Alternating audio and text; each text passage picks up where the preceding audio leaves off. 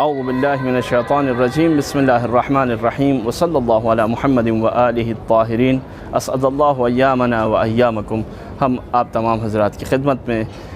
ماہ مبارک رمضان کی تبریک اور تہنیت عرض کرتے ہیں، اور خدا بند عالم سے جناب فاطمہ معصومہ کی بارگاہ میں حضور کے ساتھ آپ کی نیابت میں دعا گو ہیں کہ پروردگار اس ماہ مبارک میں ہمارے اور تمام مومنین کے اعمال کو قبول فرمائے انشاءاللہ۔ ماہ مبارک رمضان کی گفتگو میں جو چیز ہم آپ کی خدمت میں عرض کرنا چاہتے ہیں وہ انشاءاللہ آپ کی خدمت میں آتی رہیں گی، لیکن ہم یہ دیکھیں کہ ہم کس مہینے میں وارد ہو رہے ہیں۔ اب تک تیار نہیں ہوئے تھے تو اب تیار ہو جائیں۔ مہینہ ایسا ہے کہ جس میں ہم کسی کے یہاں مہمان بن کر جا رہے ہیں، اور کس طرح سے ہم مہمانی میں جاتے ہیں اس کو آپ اس طرح سے حساب کریں کہ ہر جگہ ہم مہمانی میں جاتے ہیں تو ہمارے لیے پہلے کچھ چیزیں لائی جاتی ہیں۔ سب سے پہلے ہماری خیر مقدم کی جاتی ہے، دروازے پہ ہم کو لینے کے لیے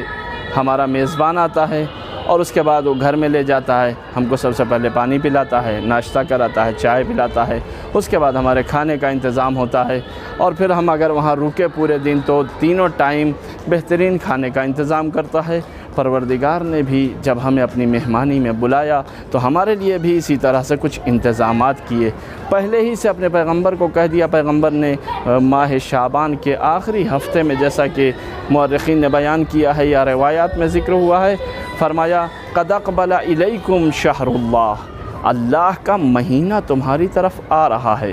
کس طرح آ رہا ہے؟ بالمغفرت والرحمہ،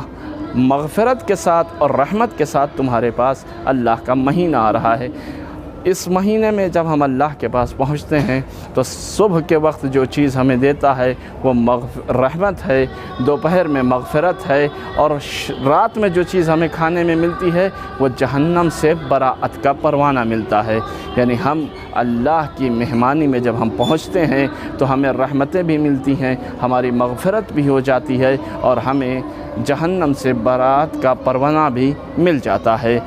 اسی کچھ عنوان سے گفتگو آگے بڑھے گی۔ ہم اس سال جو آپ کی خدمت میں عرض کرنا چاہتے ہیں وہ متعلق ہے قرآن مجید سے۔ ہم قرآن مجید کے سلسلے میں گفتگو کرنا چاہتے ہیں کہ قرآن مجید میں کیا چیزیں پائی جاتی ہیں، اور اس عنوان کو ہم آپ کی خدمت میں سال قبل کی طرح آگے بڑھائیں گے کہ جیسے ہم نے سال قبل خود قرآن مجید کی فضیلتوں کو آپ کی خدمت میں عرض کیا تھا، اس سال قرآن مجید میں کیا چیزیں ہیں اسے ہم آپ کے لیے بیان کریں گے۔ ہم دوبارہ تمام مومنین کی صحت و سلامتی کے لیے دعا کرتے ہیں، اور جناب معصومہ کی بارگاہ میں ہم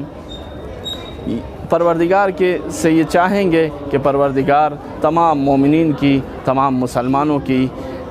اس منحوس بیماری سے حفاظت فرمائے، اور